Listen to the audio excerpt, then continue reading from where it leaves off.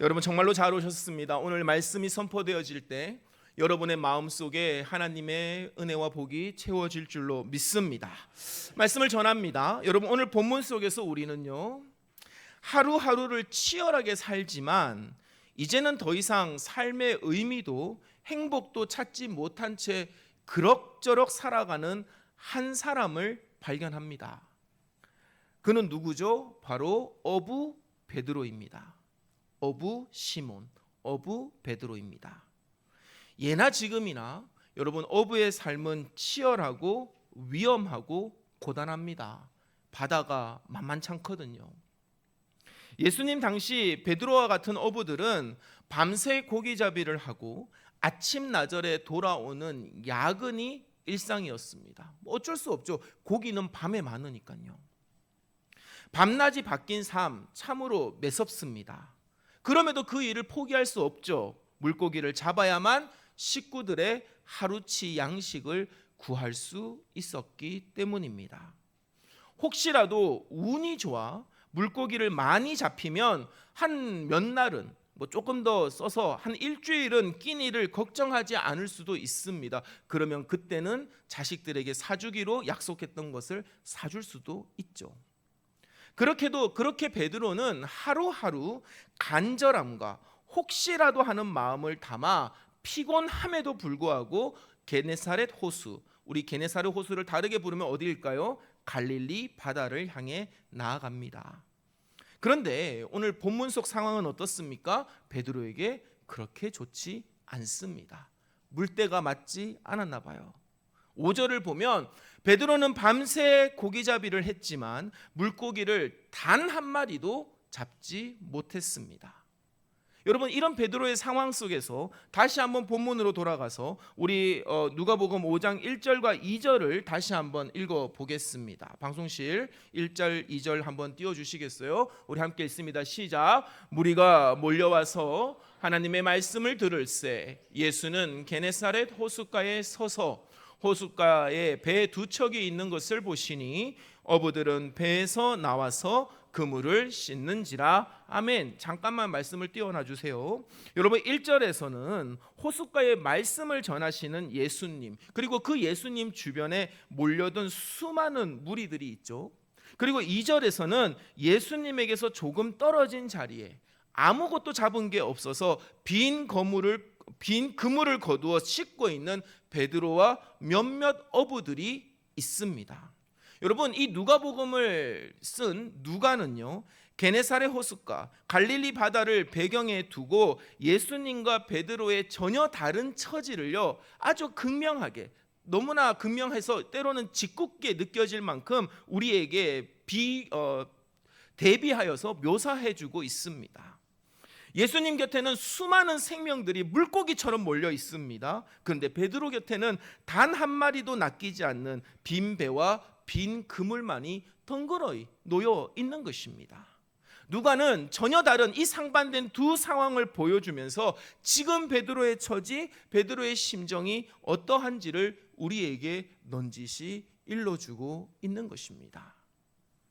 그렇다면 여러분, 베드로는 가난한 사람일까요? 베드로는 가난한 사람일까요? 오늘 본문 2절을 보면 그 배는 시몬의 배다라고 굳이 언급합니다. 사랑하는 성도 여러분, 성경이요 두꺼워 보이지만 이 안에 담을 수 있는 내용이 얼마나 방대합니까? 그런데 그 내용을 고르고 골라서 여러분 담아놓은 것이 성경입니다. 그렇기 때문에 허튼 말이 적혀 있는 것이 없어요. 그런 성경 속에 그 배는 시몬의 배라고 하는 문장이 들어있다는 것은 여러분 베드로의 상황이 어떻다라는 것입니까? 자기 소유의 배가 있고 자기 소유의 그물이 있다는 것은 나름 재산이 있고 안정된 기반을 갖춘 사람이라는 것입니다. 상대적이지만 조금 더 나은 환경 속에서 일하고 있는 베드로라는 것이죠. 그러나 여러분 그의 마음은 가난합니다. 그의 영혼은 일상에 지쳐서 비어져 있습니다. 공허합니다. 빈 그물과 함께 밤새 노를 저러 그 게네사렛 호숫가에 다다랐을 때 여러분 평소보다 많은 무리들이 모여 있는 것을 보면서 베드로는 어떤 마음이었을까요? 자신의 형편없는 성과가 웃음거리가 될 것 같아 부끄러워했을 것입니다. 제가 예전에 아주 오래전 얘기입니다. 한 20년 전 일입니다. 제가 연희동에 있는 연희교회라는 곳에서 사역을 했어요. 이제 그곳에서 사역을 하다 보면 그 신촌 맥도날드 앞에서 마을버스를 타고 그 연희교회까지 들어가야 되는데, 거기서 내려서 좀 정거장에서 걸어가야 되는데, 아니 제가 아는 어떤 한 그 권사님 한 분이 이렇게 어떤 차에 내려서 막 두리번 거리더니 후닥닥닥 그 교회를 향해, 우리 교회를 향해서, 연희교회를 향해서 달려가는 겁니다. 뭔가 싶어서 제가 나중에 한번 물어봤어요. 권사님, 뭐 빚졌어요? 왜 그렇게 쫓기듯이 두리번 거리면서 그렇게 교회에 들어가요? 그랬더니 그 여자 권사님이 얼굴이 갑자기 빨개지더니 그러는 거예요. 목사님, 제 차가 너무 고물이어가지고 사람들이 볼까봐 얼른 내렸어요. 이러는 거예요. 그러니까 그분에게는 자기가 타고 오는 차가 좀 많이 부끄러웠나 봐요. 그래서 그 차를 저 멀리 두고 그냥 걸어오는 것처럼 그렇게 했다라는 거예요. 제가 오늘 설교를 쓰면서 그 권사님이 생각이 났습니다. 베드로는 어떤 마음이에요? 여러분, 평소보다 호숫가에 많은 무리들이 있는 것을 보면서 자신의 빈 그물과 그 빈 배가 부끄럽게 여겨지게 된 것입니다. 자신의 형편없는 성과가 사람들의 웃음거리가 되고 사람들의 그 대화 속에 오르락내리락 할 것 같아서 부끄러웠습니다. 그래서 여러분, 베드로는요, 일부러 예수님이 계시는 곳을 피해서요, 예수님에게서 조금 더 멀찌감치 떨어진 곳에 자신의 배를 두었습니다. 그러나 그 부끄러움보다 더 베드로를 괴롭게 하는 것이 있었는데, 그것이 무엇이겠습니까? 당장 오늘 먹을 거리가 없다라는 것입니다. 집에서 기다리는 처자식에게 줄 수 있는 것이 없다는 그 사실이 그를 더욱 힘들게 했고, 언제까지 내가 이런 삶을 살아야 할지에 대한 막막함이 그를 휘감고 있는 것이었어요. 사랑하는 우리 대화교회 교우 여러분, 베드로의 빈 배와 베드로의 그 빈 그물은요, 마치 가진 것이 있음에도 불구하고 그것들이 무색할 만큼 불안과 염려와 걱정과 근심에 놓여 있는 우리의 삶을 보여주고 있는 것입니다.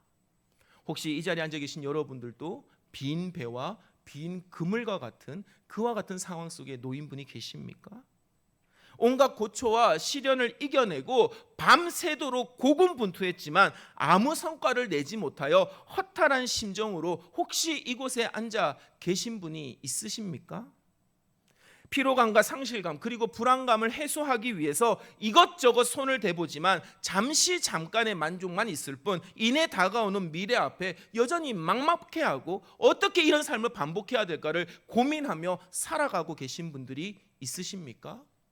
오늘 이 주님의 날, 오늘 주의 성전에 오신 여러분들을 축복합니다. 그런 마음으로 오신 분들은 특별히 축복합니다. 하나님께서 여러분들의 그 빈 곳을 은혜로 채워주실 줄로 믿습니다.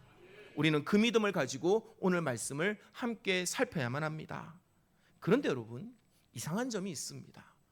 저는 이상한 점이라 쓰고 제 설교 원문에는 이상한 점이라 썼지만 제 마음속에는 재밌는 점이 있습니다. 여러분, 성경은 재밌습니다. 성경 재밌어요. 한번 쭉 읽어보세요. 재밌습니다.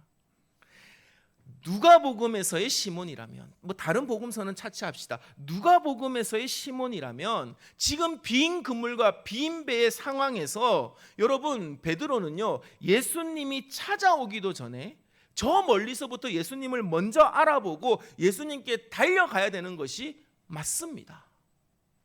그런데 지금 베드로는 어떻게 하고 있어요? 예수님이 계신 것을 보고 멀리 도망가고 있지 않습니까? 이게 이상하다는 거예요. 왜 이상한지에 대해서 이제 설명해 드리겠습니다. 우리 방송실 준비한 말씀 한 번만 열어주실래요? 누가복음 4장 38절에서부터 39절의 말씀 함께 읽어볼까요? 시작. 예수께서 일어나 회당에서 나가사 시몬의 집에 들어가시니 시몬의 장모가 중한 열병을 앓고 있는지라. 사람들이 그를 위하여 예수께 구하니 예수께서 가까이 서서 열병을 꾸짖으신데 병이 떠나고 여자가 곧 일어나 그들에게 수종드니라. 아멘. 여러분, 이 누가복음 4장 38절에서부터 39절의 상황이 이해가 되십니까? 회당에서 말씀을 가르치시고 귀신을 회당에서 쫓아내셨습니다. 귀신 들린 사람이 왔을 때, 그 회당에 왔을 때 말씀을 가르치시고 난 다음에 그 귀신 들린 사람에게서 귀신이 떠나가도록 주께서 꾸짖으셔서 쫓아내셨습니다. 그리고 난 뒤에 예수님은요, 시몬의 집에 들어가셨다라는 것이에요. 왜 시몬의 집에 들어갔을까요? 여러분, 회당에서 말씀을 전한 사람을 그 회당에 있는 사람들 중에 한 사람이 초청해서 자신의 집에서 대접하는 것이 당시의 관습이었습니다. 그게 당시의 관습이었어요. 때로는 그 일을 맡기가 부담스러워서 네가 해라 미루는 경우도 있었지만, 이번에는 그냥 그런 랍비가 아니지 않습니까? 여러분, 제가 말씀을 전했다고 해서 여러분들이 저를 여러분의 집에 초대해서 음식을 대접하는 게 부담이 돼요, 안 돼요? 솔직히 말해봅시다. 부담 되겠죠? 제가 오늘 설교를 쓰면서 생각해봤어요. 내가 말씀을 전했다고, 목사님 은혜 받았습니다, 제가 대접할게요, 우리 집으로 오십시오, 이렇게 얘기하는 사람들이 우리 대화교회에 분명 한 150명 있을 것 같긴 한데, 근데 그 쉽지는 않겠다라는 생각을 했어요. 근데 만약에 이 강단에 누구를 예를 들어볼까? 뭐 유기성 목사님이나 뭐 돌아가신 고 조용기 목사님이나 뭐 옥하는 목사님이 오셔서 말씀을 전했다고 생각해봐요. 그러면 여러분, 자기 집에 초대하려고 경쟁이 붙을까요, 안 붙을까요? 오씨, 너무 서운한데? 당연히 경쟁이 붙죠. 여러분, 말씀뿐만이 아니라 보여줬잖아요. 귀신을 쫓아내는 영적인 능력이 대단한 예수님이었다라는 것이에요. 고리타분한 말을 전하는 분이 아니라 살아계신 하나님의 말씀을 전했고 살아계신 하나님의 능력을 나타내셨습니다. 여러분, 시몬이요, 경쟁을 뚫고 예수님을 자기의 집에 모신 것이에요. 베드로에게는 그런 열정이 있었습니다. 그리고 회당에서처럼 열병으로 누워있는 장모를 고쳐달라고 그 가족들이 간청했던 것이고, 예수님의 꾸짖음 앞에 장모의 열병은 어떻게 되었습니까? 그 즉시 고침을 받았어요. 그 즉시 고침 받았으니 그 장모가 자리를 털고 일어나서 바로 수정을 둘 수 있었던 것이죠. 여러분, 이런 예수님을 경험했음에도 불구하고 왜 오늘 본문 속에서 시몬 베드로는 예수님을 보았음에도 불구하고 예수님을 찾아가지 않았을까요? 여러분, 그 이유는 분명합니다. 베드로의 마음속에 여전히 그가 의지하는 배와 그물이 있었기 때문에 그렇습니다. 오늘만 재수가 없어서, 오늘만 물때가 맞지 않아서, 오늘만 운이 없어서 빈 배와 그물이지, 내일이면 내 그물과 내 배에 물고기가 가득 채워질 것이라는 자기 확신이 그의 마음속에 가득했기 때문에 그렇습니다. 내가 기술도 있고 내가 배도 있고 내가 그물도 있으니까 내일은 반드시 만선을 이룰 것이다 라고 하는 베드로의 마음이 꽉 있으니 예수님을 보아도 장모의 열병을 고쳐달라고 회당에서 경쟁을 뚫고 예수님께 간청했던 베드로는 온데간데 없고 여전히 자신의 것을 의지하며 여전히 예수님 앞에 부끄러운 것을 감추기 위하여 멀리 도망치고 있는 것입니다. 여러분, 분명 빈 배와 빈 그물이지만 베드로의 생각 속에 이 배와 그물은요, 결코 비워져 있지 않는 것이에요. 사랑하는 우리 대화교회 교회 여러분, 우리는 어떻습니까? 저와 여러분은 예수님을 선택적으로 믿지는 않습니까? 내가 도무지 할 수 없고 내가 안과 밖으로 정말로 비어있다고 생각할 때는 예수님을 누구보다 먼저 가장 앞장서서 주의 옷자락 부여잡지만, 나에게 조금이라도 의지할 것이 있으면 판단하지 않습니까? 계산하지 않습니까?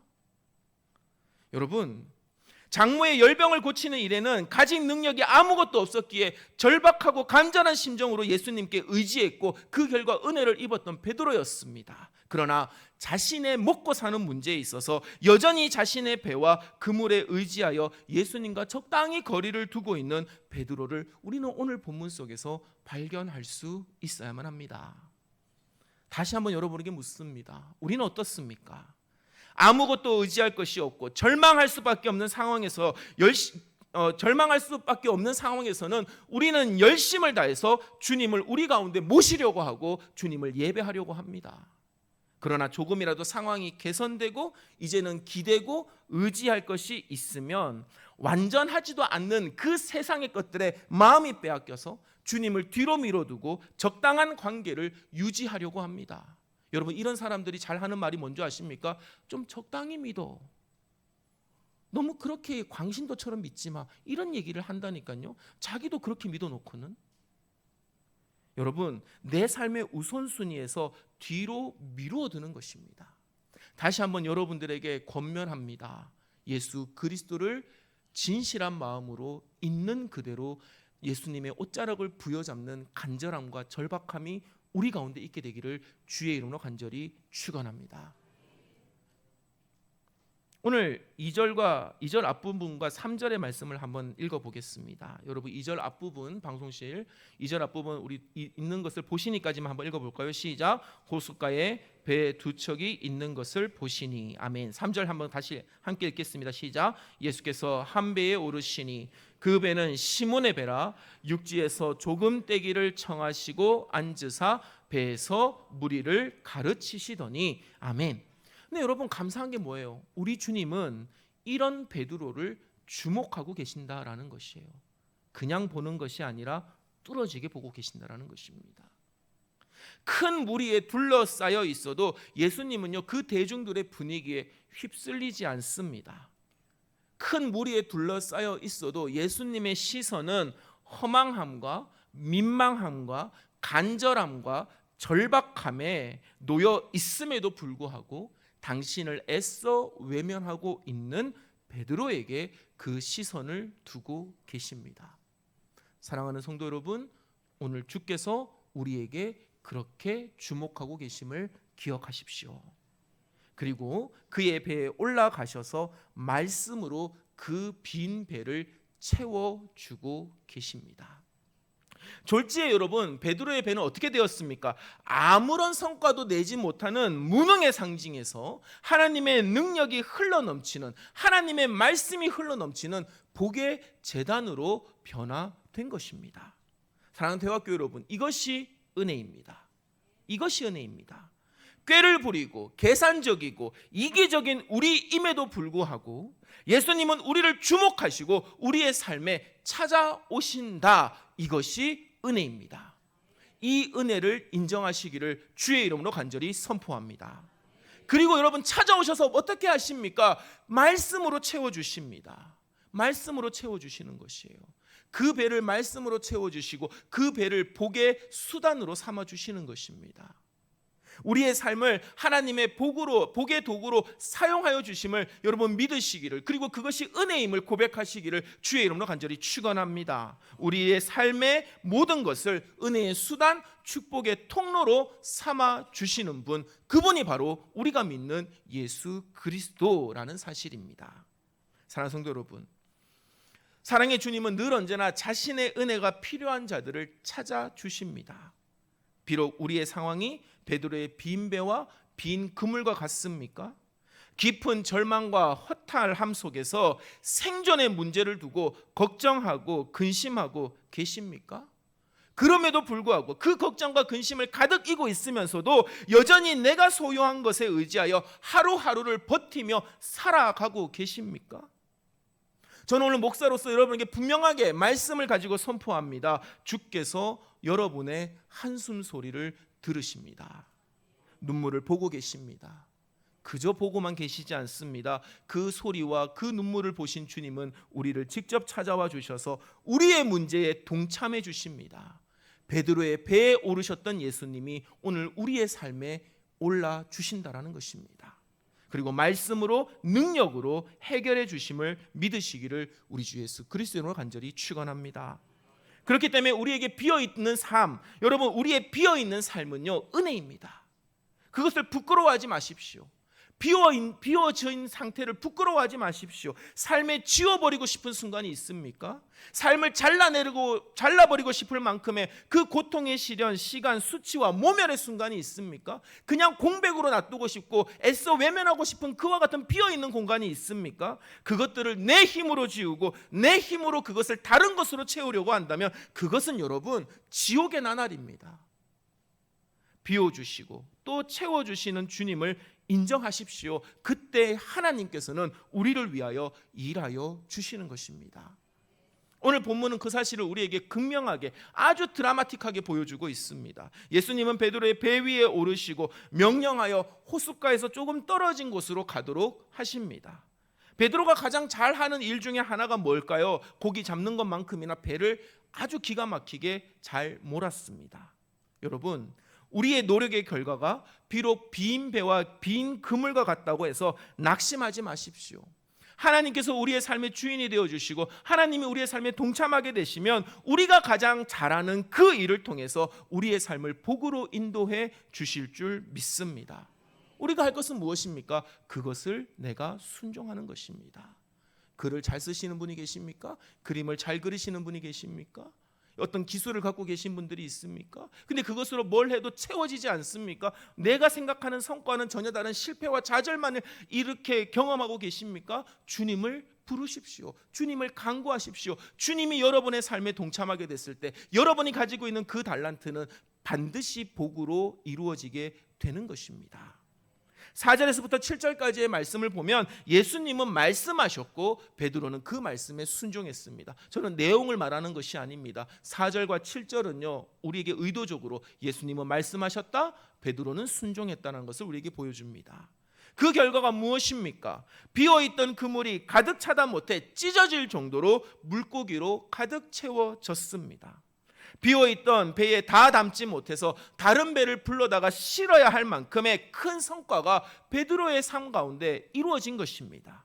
여러분, 이때의 베드로의 반응이 참 재밌습니다. 여러분, 8절의 말씀을 한번 같이 읽어볼까요? 8절의 말씀 함께 읽습니다. 시작. 시몬 베드로가 이를 보고 예수의 무릎 아래에 엎드려 이르되 주여 나를 떠나소서 나는 죄인이로소이다 하니. 아멘. 여러분, 이상한 반응입니다. 만약에 제가 베드로였다면 저는 이렇게 얘기했을 것 같아요. 예수님, 우리 동업합시다. 예수님이 좌표만 딱 찍어주면 제가 가진 기술로 제가 가진 배로 내가 그물을 싹 내려가지고 싹 잡겠습니다. 우리 동원 참치보다 더 많이 벌 수 있습니다. 이렇게 말했을 것 같은데 예수님은 베드로는 어떻게 뭐라고 말을 합니까? 뜬금없이 나는 죄인입니다. 나는 죄인입니다 라고 고백합니다. 말씀 하나로 빈 배와 빈 그물을 채우시는 예수님을 보면서 여러분, 베드로는 어느 순간이 떠올랐을까요? 지난날 말씀으로 장모의 열병을 고친 예수님이 생각나게 된 것입니다. 그분 앞에서 한때 자기의 배와 그물에 의지하며 예수님의 능력을 밀어내려고 했던, 예수님의 능력을 한쪽 구석으로 밀쳐두려고 했던 자신의 교만함을 발견했던 것입니다. 자기의 인생을 끌어갈 수 있는 그 하나님 앞에서 베드로는요, 이제 본능적으로 내가 죄인임을 고백하며 하나님의 말씀을 붙들기 위하여 비로소 끝까지 붙들고 놓지 않으려고 했던 그 배와 그물을 버릴 수 있었던 것입니다. 그 말씀이 11절에 나와 있죠. 정말로 비어진 배와 그물이 된 것이에요.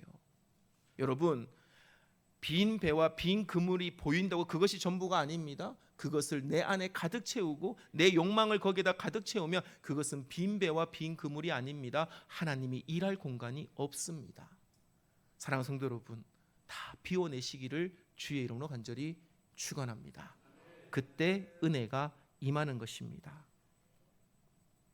여러분, 이렇게 모든 것을 버리고 따르는 제자들에게 예수님이 하신 축복의 말씀이 있는데 누가복음 6장 20절입니다. 제가 화면에 띄우진 않겠지만 제가 읽어드릴게요. 팔복의 한 내용이죠. 예수께서 눈을 들어 제자들을 보시고 이르시되 너희 가난한 자는 복이 있나니 하나님의 나라가 너희 것이며. 말씀을 맺습니다. 사랑하는 교우 여러분, 우리가 가진 것을 놓을 때, 정말로 비워졌을 때 하나님의 복이 채워집니다. 베드로는 이 사실을 깨닫고 난 뒤에 예수님을 선생님에서 주님으로 고백합니다. 베드로의 빈 그물과 빈 배는요, 주님을 만나게 한 은혜의 연결고리였습니다. 마찬가지로 우리의 삶에 비어진 곳이 있습니까? 무엇 때문에 그토록 비어지게 되었는지, 깊은 노력과 힘겨운 수고에도 불구하고 더욱 무한하게 비어져만 가는 이유에 대해서 한번 이 시간 말씀 앞에 생각해 보시기를 바랍니다. 그리고 오늘 말씀을 통하여 새롭게 깨닫게 되기를 주의 이름으로 간절히 소망합니다. 우리의 비어있음을 염려하고 걱정하고 근심하지 마십시오. 도리어 비어있는 그곳에 우리 주님이 찾아오셔서 우리의 삶의 주인이 되어주심을 오늘 말씀을 통해 확고히 믿으시기를 간절히 축원합니다. 그 믿음을 가지고 비어있는 우리의 삶을 주님께 내어드리십시오. 주님과 동행하며 말씀에 순종하며 깊은 곳으로 나아가기를 두려워하지 마십시오. 그곳에 우리의 빈 그물을 내리고 동시에 우리의 절망과 우리의 한숨과 우리의 염려와 우리의 근심과 우리의 눈물을 거기에 비워내시기를 바랍니다. 그때 우리의 그 빈 곳에 말할 수 없는 은혜가 채워지는 것입니다. 죄인된 우리를 제자로 삼아주시고 축복의 통로로 삼아주셔서 풍성함으로 이끄시는 예수님을 여러분의 삶에 온전히 모셔서 새로운 은혜, 새로운 삶이 한없이 열리게 되기를 우리 주 예수 그리스도의 이름으로 간절히 축원합니다.